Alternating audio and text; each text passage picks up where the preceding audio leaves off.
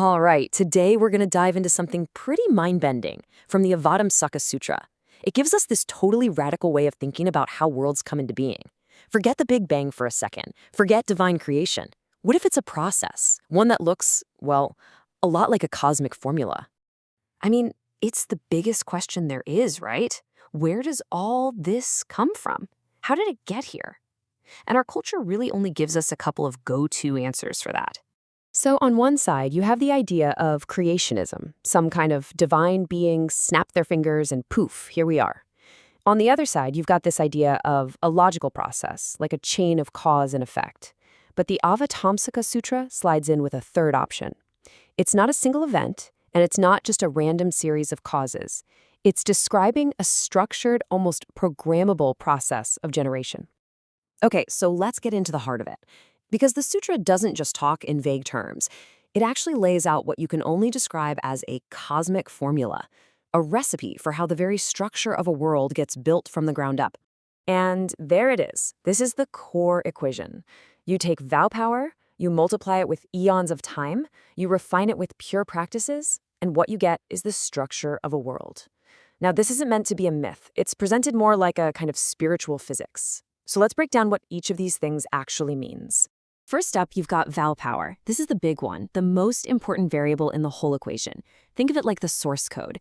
It's the deep foundational intention that kicks the whole process off and tells it where to go. It's not just a simple wish. It's a fundamental orientation, a way of being that sets the direction for creation. Next in the formula, eons. And this is all about time, a lot of time. But it's not just about being patient. It's about the compounding effect. That vow power has to be held consistently over these huge stretches of time to build up enough juice to actually manifest as a real, tangible structure. And the last ingredient is pure practices. These are the actual things you do, the sustained actions that refine and purify that initial vow power. You could almost think of this as the quality control step. The practices you choose are what give the resulting world its specific feel, its texture, its natural laws, its whole vibe. So that's the formula behind the world. But what about the world itself? What kind of structure does this formula actually create? Well, as it turns out, it builds the literal architecture of our reality. The sutra has this beautiful metaphor for it, a system of wind wheels. Now, we're not talking about literal wind here. It's a way of describing these stacked foundational layers of vow power and virtue that hold up the entire cosmos. Right at the very bottom, you have equal abiding, this base layer of fundamental equality. And then each layer on top gets more and more refined, creating this incredibly stable, supportive grid for reality to exist on. But here's where it gets really wild. The perspective suddenly zooms from the impossibly huge to the infinitesimally small. Because even with this massive cosmic structure holding everything together, the sutra also tells us this. In every single speck of dust, the entire Dharma realm can be seen. What does that mean?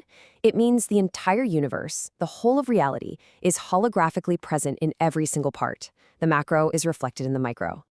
Now, I know this all sounds incredibly vast and abstract, but this is the moment where this whole idea gets deeply, profoundly personal. Because, you see, the most startling raw material being used in this whole cosmic construction project is us. Just let that one sink in for a second. Some worlds are made of the sound of the ocean of all sentient beings' karma. It's saying that some worlds are literally constructed out of the vibration of our collective actions, our thoughts, our intentions. So here's the absolute key takeaway. Our collective karma isn't just something that happens in the world, it is the world. The sum total of all our shared consciousness, our actions, our energy, that is what literally determines the texture, the quality, the very substance of the reality we all experience. We are the world stuff. And if we are the raw material, well, that means we have a say in how it's built. This changes everything. We're not just passive observers of the cosmos anymore, we're active participants. Which leads to the obvious next question. How do we do this consciously? How do we get better at building? Okay, so this view gives us three really practical things to work with. First, you've got to understand that your thoughts are not private. Every single thought sends out a little signal that reinforces some kind of world structure, whether it's one of anxiety or one of compassion. Second, focus on establishing a deep vow power, a whole way of being, not just chasing short-term goals. A vow is structural, a goal is temporary. And finally, when you find yourself in a difficult or toxic environment, instead of just blaming it, ask yourself, how am I participating in this frequency? Am I contributing to this vibration? And that all boils down to one powerful question you can ask yourself anytime, anywhere. With any thought, any action, just check in. Am I just reinforcing an old reactive structure of karma? Or am I consciously laying the foundation for a new structure, one based on my vows? And that really leaves us with the ultimate takeaway from all this. The world isn't some static, objective place you were just dropped into. According to this cosmic formula, it's a dynamic structure, and it's one that you are actively, constantly, and collectively generating moment by moment. So the real question is, what kind of world are you building?